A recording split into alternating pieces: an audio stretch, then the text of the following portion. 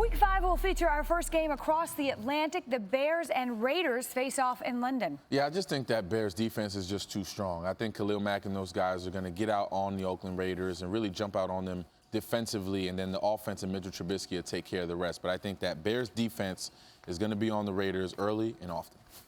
And I got to go the Bears because of the fact that that defense is so good, and you're traveling. It's a long travel to get to London playing that game. Could affect your timing offensively. So the defense is going to be able to win that football game for you on the road. It's not going to be easy, but I think the defense of the Bears wins that football game. Oakland, by the way, without Vontaze Burfict, he's been suspended for the rest of the season. His appeal will be heard, but not until next week. Arizona and Cincinnati, and Victor, neither of these teams yet to get in the win column for the 2019 season. Somebody, you hope, walks away with a win here. Yeah, I'm going with the Arizona Cardinals. I think this is a good game for Kyler Murray to kind of get himself acclimated and understand how to win a game and win a football game against a depleting Cincinnati Bengal team who's just, trying to find their identity, trying to find a way to win games early on in this season and just haven't done so. So I'm going with Kyler Murray and Arizona.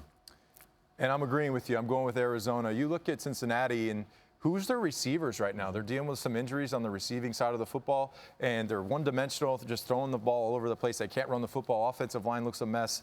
Defensively, they can't stop anybody, so I have to go with Arizona. Yes, they haven't won a football game yet, but I think they're trending in the right direction. A.J. Green, meanwhile, continues to be in wait-and-see mode. His return, though, does not appear to be imminent. Well, listen, it's hard to unseat the Patriots at the top of the AFC East, but the Bills have done their part, undefeated until they played New England, and now Buffalo tries to bounce back against Tennessee. Yeah, I like Buffalo on this one. I just love their defense. I think they fly around. I think they get to that quarterback. I think those linebackers are sideline to sideline. And I think Josh Allen just understands. He's kind of coming into his own and understanding how to play the quarterback position. So all those things considered, I think Buffalo's going to come out with this win in Tennessee. I like Buffalo as well. I think last week against the Patriots, we saw some impressive stuff from that defense in Buffalo. So I think that they continue to play well on defense, and it's going to carry this whole team, and they're going to win in Tennessee. Josh Allen remains in concussion protocol. His status for Sunday, questionable. The New Orleans Saints will play their third straight game without quarterback Drew Brees. 2-0 so far. Up next, the Tampa Bay Bucks. Yeah, this will be a better game than people probably imagine going in. Obviously, Tampa Bay coming off that hot streak against the Los Angeles Rams.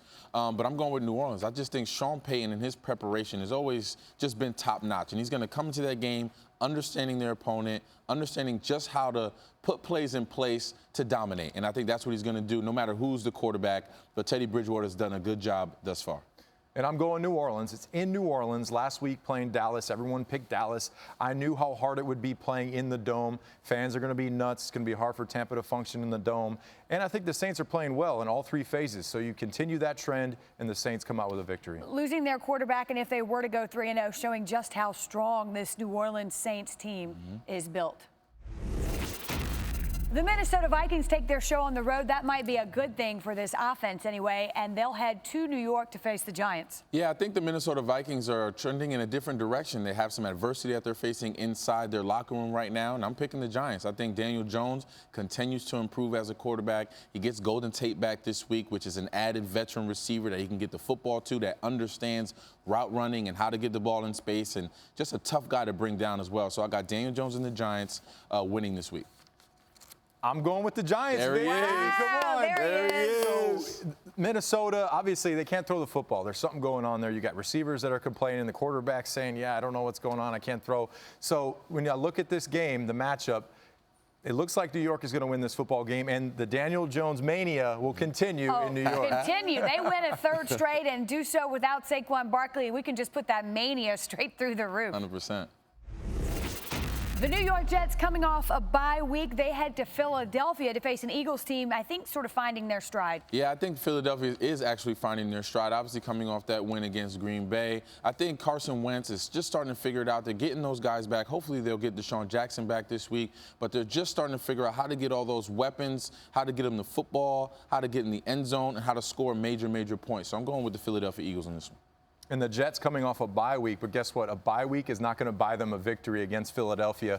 Philly kind of understanding, look, if we run the football here, we'll have something. That offensive line's playing really well right now. I think they're going to, like you said, have the momentum and continue to move forward in this season. I'm picking Philadelphia. I think that they're going to win this football game by a lot. Sam Darnold cleared to practice but not cleared for contact this week. It's unlikely then in that case that we'll see the quarterback return. The Ravens coming off really an embarrassing loss to the Browns, I think you could say, and they have the Steelers up next. Yeah, you love a good AFC North matchup, and I'm going with the Baltimore Ravens. I just think their consistency and that quarterback play and all the weapons that they got around Lamar Jackson is just going to be too much for the Steelers. I know Mason Rudolph is coming off a good game, a confidence-boosting game for the Steelers, but I just think the Baltimore Ravens and that defense as well is just going to be too much for the Pittsburgh Steelers. And I'm going Baltimore as well. I think that team's going to have a chip on their shoulder going into this game because of the fact that the defense did not play particularly well against the Browns, let up a lot of rushing yards. So they're going to come into this game ready to go, trying to prove to the league that they can stop the run. So I think that Baltimore comes out with the win. Well, and Pittsburgh trying to prove to themselves that they can string together another win and find some consistency, but we'll see.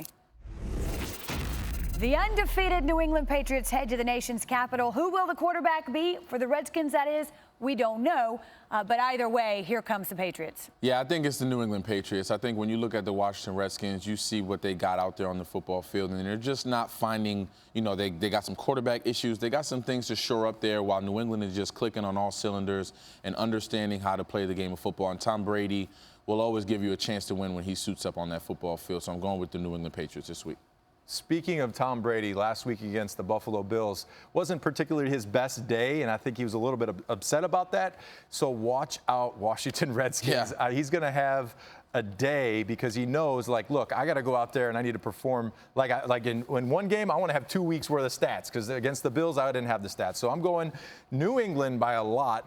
I think the Redskins might not even score at all. Oh, wow. Listen, nobody plays that chip on your shoulder card better than the New England Patriots, especially Tom Brady. They'll put it right there and run all day long. We're going to call this Gardner Minshew versus Kyle Allen, not the matchup we expected to see. But, hey, it's fun to see these young guys play. Minshew Mania taking over, but does it prevail on Sunday? Yeah, it's a lot of fun watching those guys play, but I'm going with Gardner Minshew. I think when you watch him play and you watch the energy that he plays with and you watch his pocket awareness and the things he does with his feet and still being able to deliver the ball accurately downfield for the Jacksonville Jaguars, I'm hanging my hat on that. And I think Gardner Minshew will continue to play well and just add to this legacy that he's putting together in this young season. The mustache rolls on. The mustache. This Minshew Mania, it makes me want to shave my beard off and go mustache. No. Okay, No. Anyway, I'm going with Jacksonville. I like the momentum that they have. I like their defensive front. And I know everyone's Minshew Mania and the quarterback play and all that stuff, but at the end of the day, when you have Calais Campbell on your team getting after the other team's quarterback, you have a chance. So I like Jacksonville in this game because of the fact that they're playing Carolina that has a younger quarterback that hasn't seen a lot of different blitzes or pressures, and maybe he throws you a couple balls. So I'm going Jacksonville. A younger quarterback who's also got Christian McCaffrey playing lights out, and Greg Olsen, who's turned the calendar, father time back, it would seem. The Atlanta Falcons, who have really struggled against the Texans team, who have to protect the quarterback. Who you got? Yeah, I'm going with Deshaun Watson and the Houston Texans. I just love what Deshaun Watson's doing, how he's understanding what's out there. He's not just playing quarterback. He's dissecting coverages. He knows where to throw the football. He's got playmakers galore on the outside. And I just think that the Houston Texans are going to be too much for the Atlanta Falcons. Vic, stop taking my picks, man.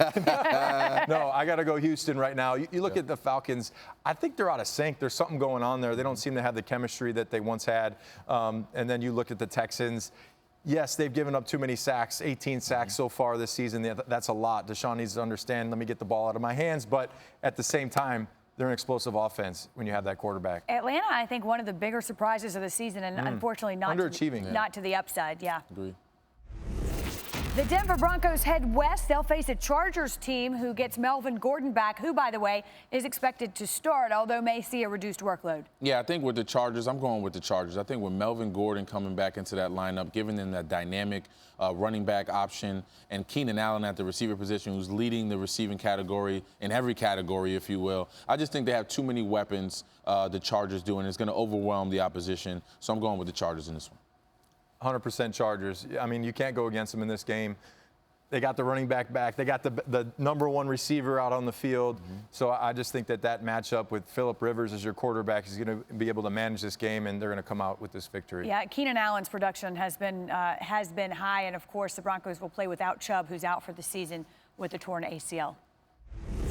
One of the more intriguing matchups of the week, both teams coming off losses. We've got the Packers and the Cowboys. Yeah, I'm going with Green Bay Packers in this one. Obviously, nobody likes to lose, but Aaron Rodgers specifically doesn't like to lose, especially the way that they lost. And he's going to come in ready to play. Those receivers will be ready to play. And that defense is going to try and keep Dak Prescott operating from a phone booth, getting him to try and beat them with his arm and not let Ezekiel Elliott get loose and get out there on the edges and score a touchdown. So that defense will have a tall task, but I think Green Bay pulls it off in the end and gets the victory. I'm going Dallas. It's in Dallas. You know, I just think that defense is playing really well. Robert Quinn last week against the Saints was all over the place. So for Aaron Rodgers, it's going to be a long day if that front can't protect him. And I just think that Dallas, you know, not being able to run the ball last week, this week they're going to come into this game to emphasize, let's run the football, set up the play action pass. Dallas looks good in this game to me. They didn't run the ball. In fact, among the lower rushing totals for Ezekiel Elliott's career last week, they'd like to get that fixed this week. The Indianapolis Colts head to Arrowhead, where they'll be featured on Sunday Night Football against the Chiefs, who, look, got the win, but didn't have their best week last week. Yeah, it was a different week where Patrick Mahomes had to find different ways to win. He had to use his legs a little bit more, and I think, you know, adding that element to his game and having that confidence in his mind, I think it's just going to help him throughout the season. When things go rough or when things aren't necessarily going their way, he'll find ways to win the football game. Already on pace for 6,000 passing yards. It's unheard of. So I'm going with Kansas City in this one and Patrick Mahomes. And I'm going Kansas City as well. Sometimes you have character wins. And last week against the Lions in Detroit, I thought the Kansas City was a character win. And I mean, in all three phases, they scored on defense. They were able to get things done. And Pat Mahomes didn't throw a touchdown pass. So guess what? He's learning how to win without throwing 5 touchdowns in a game. So again, I just think that it's going to be too much for Indianapolis to stop. The first time in quite some time that Patrick Mahomes looked human. You know, he still gets to win and used his head, but he almost looked human.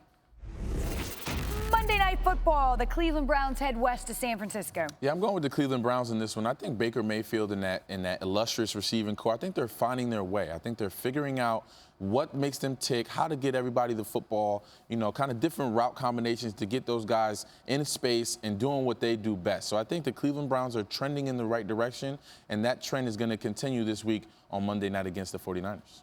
And I'm going the other way. I think that Jimmy G has played lights out in the first 3 games of the season.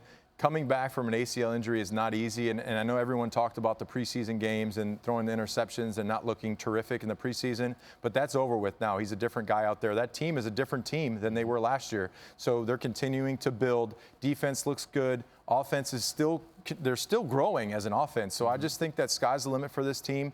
They've had their bye week early, which might hurt them at the end of the season, but they were able to still work on their offense, work on some things last week, and prepare for this Cleveland Browns team. An interesting game for the Browns, who really want to show some consistency, I think, and string together back-to-back wins. Hi, everyone. Thank you for watching ESPN on YouTube. For more sports, more analysis, download the ESPN app. And for live streaming sports and premium content, subscribe to ESPN+. We'll see you there.